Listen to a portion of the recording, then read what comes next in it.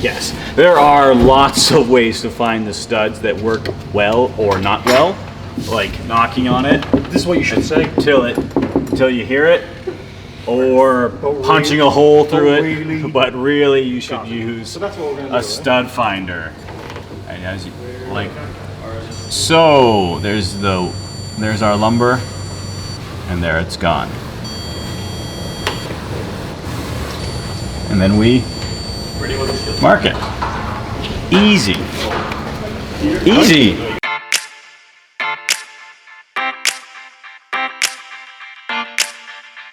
Now that we found our studs, we can hang our pictures or shelves, or maybe even our, on your left, shields.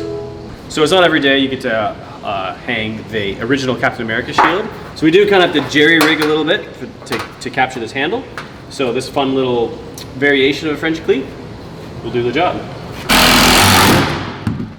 All right.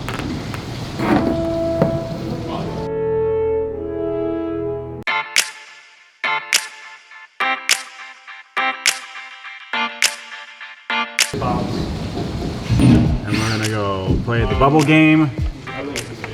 So I think the way horizontally. All right. Sometimes in the right key.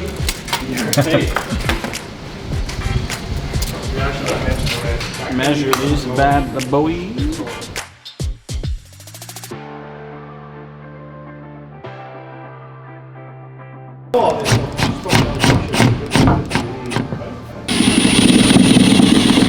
Okay,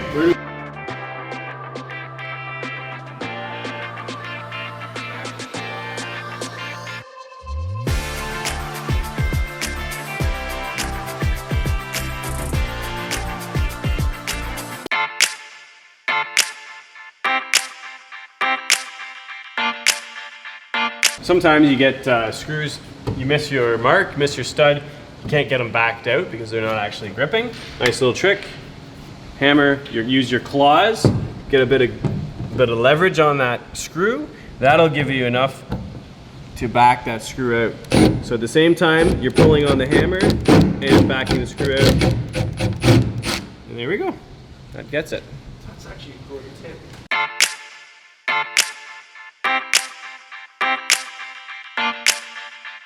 So this is a fantastic product. It's one of my favorite. You can get this at Home Depot, and it's not much money, and it is essentially a instant mantelpiece over your fireplace, over your electric fireplace, in your bedroom, wherever you want. Your whiskey bar, hint hint.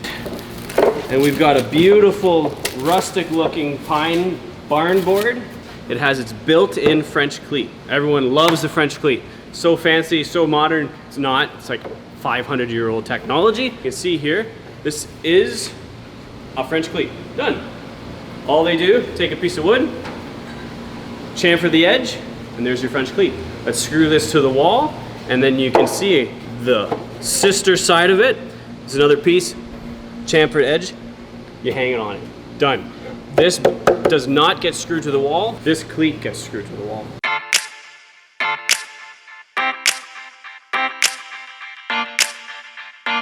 We're ready to find out and figure out where we want to put our mantle.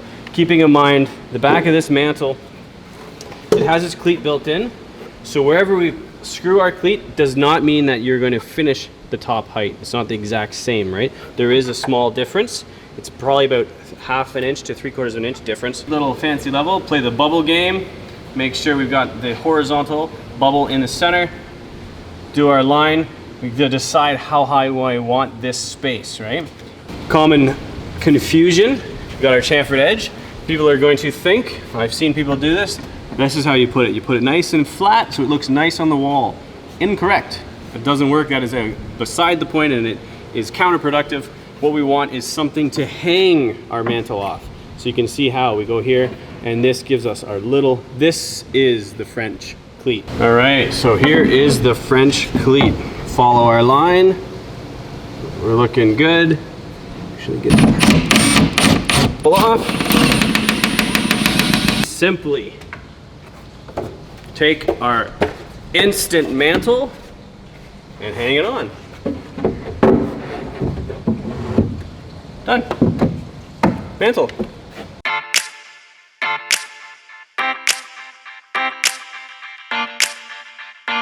Hey guys, I am James, one half of the Construction Twins, and we are going to talk about wall patch.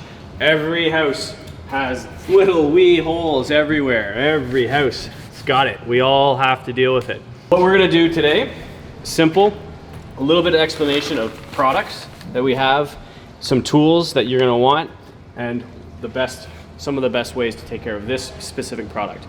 We have Sheetrock 90. This is a drywall compound. It is very good for filling holes. Really good. That is the point of filling holes. Quick tip, if you're buying any drywall, you're going home, you got to fix some stuff at home, the number, look at the number. That's how quickly it will dry. That is the minutes it will dry in. 90 minutes, 45, 20, standard compound. It all takes time to dry, but the numbers tell you how long.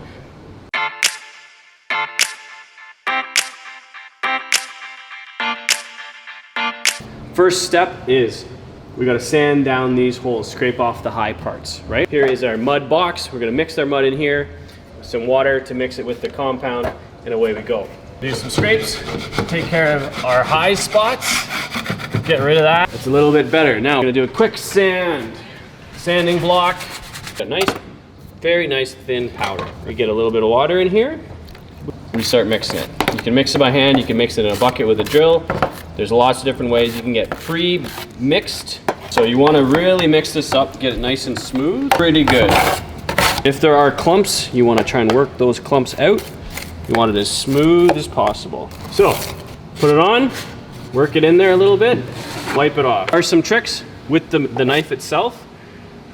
When you're holding it like this versus this versus this, these angles are all very important, right?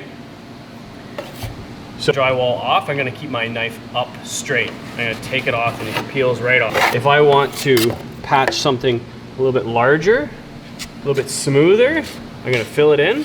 I'm gonna keep my knife down flat a little bit and I'm gonna smoothly bring it down, right? That leaves the mud on the wall.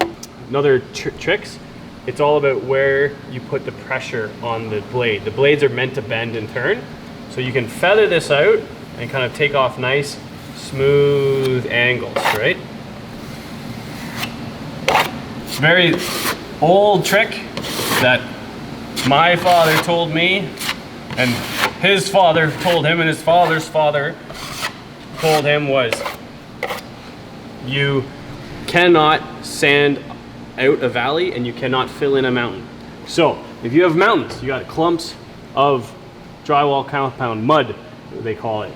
You can't fill a mountain in. You can't fill it in. You have to sand the mountain off. If it's let it dry, sand it. If you have a valley, you cannot sand a valley out. You have to fill it up with more mud. Let it dry, sand it down. So keep that in mind. Everyone thinks that they can fill it with more mud, smooth it all out. Nope. You can't fill up a mountain, you can't sand down a valley. So do the opposites. Fill up valleys, sand off mountains. We let it dry. Take about 90 minutes, let this dry, come back, do a nice sand, then hit it with another coat. It should just fade into the distance. Talk to you guys soon. If you've got any comments, comment below.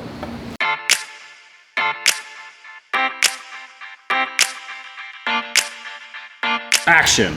We're gonna wire a plug today. First things first is to make sure there's no power to it, and luckily there is none. Use my handy dandy Leatherman to open this up, and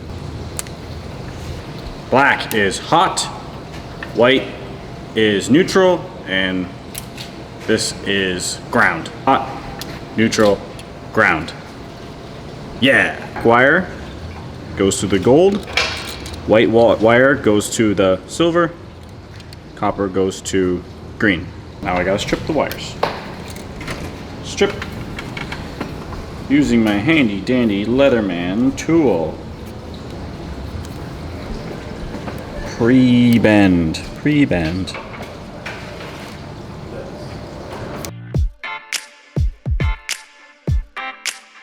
There. Screw it down. Paired with a Leatherman. Ta-da!